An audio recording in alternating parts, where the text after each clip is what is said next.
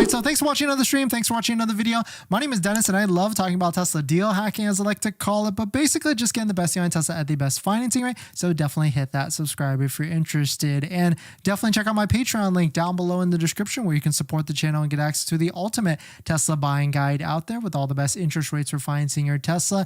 And this live stream, with all live streams, are partnered with Mint Mobile, but more on that later. And before we jump into that, please hit that like button. It goes a long way to support the live stream and the YouTube video, so definitely much appreciated if you smash that or hit that like button. Shout out to Frunk to Trunk. Deliveries for the 2024 new Tesla Model 3 Performance now show June. Previous estimates were made to June. It looks like now May is sold out and June is the updated soonest ETA. It seems like the demand for the long-awaited Model 3 Performance is healthy, and makes sense, right? Because the Model 3 Performance is the best deal at the moment when compared to the other Model 3s, not compared to the Model Y, because it is not the lowest price, but certainly if you take a look at it with the federal tax credit factored in, the Performance is a lower price than the Model 3 long range. I think, right? It still is a lower price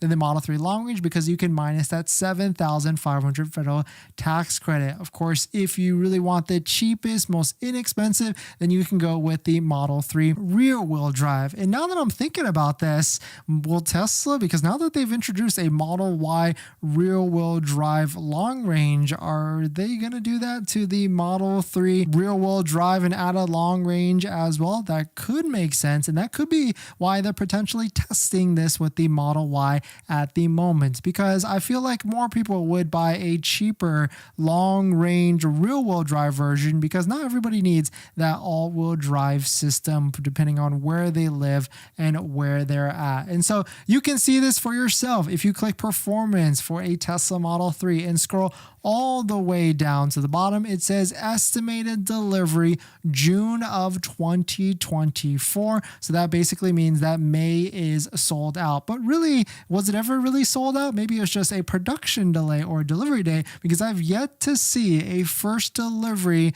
for a customer for a Model 3 Performance in the US. I think last we saw is maybe San Diego area market got one for a customer, but I'm not really sure if that actually is for a customer or if it's for their showroom or something like that, for that matter. But here's some of the data. So I asked everybody out there, what is your Model 3 Performance estimated delivery date? And out of 311 modes, we've got a majority at 32% of May to June of this year, then 14% June through July, and then July to August of about 18% as well. So pretty fluid number, that's for sure. And this is going to be even more fluid depending on where you're at across the country. California certainly gets the deliveries first, unless they're trying to ship these vehicles across the country, and they could potentially give up on trying to ship them and try and go for a quicker delivery by the end of the quarter. So your estimated delivery dates will keep moving if you've got one in the queue. That's unfortunately how it is, looks and works with Tesla vehicles. And here's a first spotting of that one in the San Diego logistics lot, of course, right next to a brand new Cybertruck as well. Shout out to Cybercab or Tesla ACT. This seems to be right next to in the lot, and you can see black with white interior is definitely a very, very, very nice interior combination as well. You can see here it is again next to a Cybertruck. This is in the San Diego lot, and so I'm not sure if this is a customer delivery vehicle or this could be essentially one of those vehicles that they put in their San Diego showroom, clean it up, and let everybody experience it and place orders for it at the end of the day. But definitely some pretty interesting stuff. Let me know what your thoughts on it. Let me know what you're thinking. Which vehicle do you think, or when do you think deliveries are going to happen first? I certainly think it's going to be in the Southern California area. And shout out to Zach and Joey for posting this. If you have not seen Joey's